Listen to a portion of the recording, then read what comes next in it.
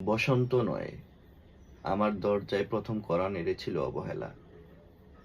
ভেবেছিলাম অনেকগুলো বর্ষা শেষে শরতের উষ্ণতা মিশে এলো বুঝি বসন্ত। দরজা খুলে দেখি আমাকে ভালোবেসে এসেছে অবহেলা। মধ্য দুপুরের তীর্যক রোদের মতো অনেকটা নির্লজ্জভাবে আমাকে আলিঙ্গন করে নিয়েছিল অনাকাঙ্ক্ষিত অবহেলা।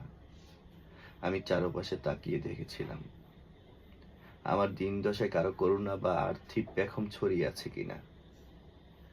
ছিল না। বৃষ্টিহীন জনপদে খড়খড়ের রোদ যেমন দস্যুর মতো অদমনীয়, তেমনি অবহেলাও আমাকে আগলে রেখেছিল নির্মোহ, নিঃসংকোচিত। আমি অবহেলাকে পেছনে ফেলে একবার ভোঁ দৌড় দিয়েছিলাম, এগিয়ে গিয়েছিলাম। তখন দেখি আমার সামনে কলহাস্যে দাঁড়িয়ে উপেক্ষা। উপেক্ষার সঙ্গেও একবার কানামাছি খেলে এগিয়ে গিয়েছিলাম তোমাদের কোলাহল মুখর আনন্দ সভায়। কি মিলেছিল? ঠোঁট উল্টানো বচ্ছনা আর অতি সপ্ত অনুরার মতো একতাল অবজ্ঞা।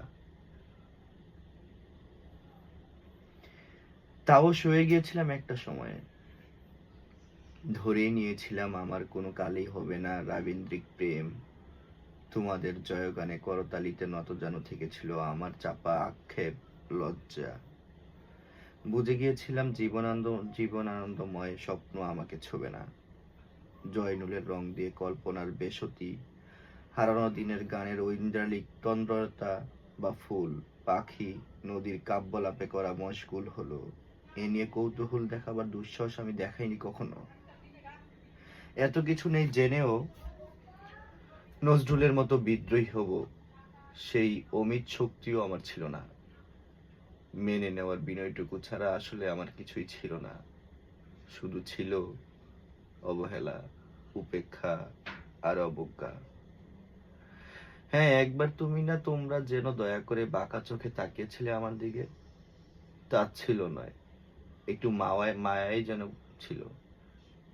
হতে পারে কাপা আবেগও মিশ্রিত ছিল তোমার দৃষ্টিতে। ওটুকুই আমার যা পাওয়া। আমি ঝরে যাওয়া পাতা, তুমি ছিলে আকস্মিক দমকা হাওয়া। তারপরও অবহেলার চাদর ছাড়িয়ে উপেক্ষার দেয়াল ভেঙিয়ে ও অবজ্ঞার লাল দাগ মুছে জীবনের কোনো সীমারেখা ভাঙতে পারিনি আমি। এর কিছুই থাকবে না একদিন বসন্তের ফুৎকারে। একটি ঝলমলে পোশাক গায়ে চড়িয়ে হাতের মুঠোয় বসন্ত নিয়ে অন্তত একটি সন্ধ্যাকে উপেক্ষা করে নিব। এমন ভাবাবেগও ছিল আকাশের কার্নিশে লেপ্টে থাকা পেঁজা মেঘের মতো। ওই মেঘ কখনো বৃষ্টি হয়ে নামেনি। তোমার বা তোমাদের নাগরিক কোলাহল কখনো থামেনি। অর্ধেক জীবন ফেলে এসে দেখি অনেক কিছু বদলে গেছে। সে কি কোথায় হারালো কৈশোরের দিনলিপি বিপন্ন করা অবহেলা, স্বপ্নকে অবদমনের স্বরলিপিতে আটকে ফেলা উপেক্ষা, আর তারুণ্যকে নিমীয়মান করে রাখার অবজ্ঞা। ওরা আমাকে চোখ রাঙাতে পারে না ঠিক, তবে এখনো পোর খাওয়া দিন বড্ড রঙিন। আমি আজ সমুদ্র জলে হাত রেখে বলে দিতে পারি কোনো ঢেউয়ে ভেসে বেড়াচ্ছে তোমাদের গোপন অশ্রুকণা।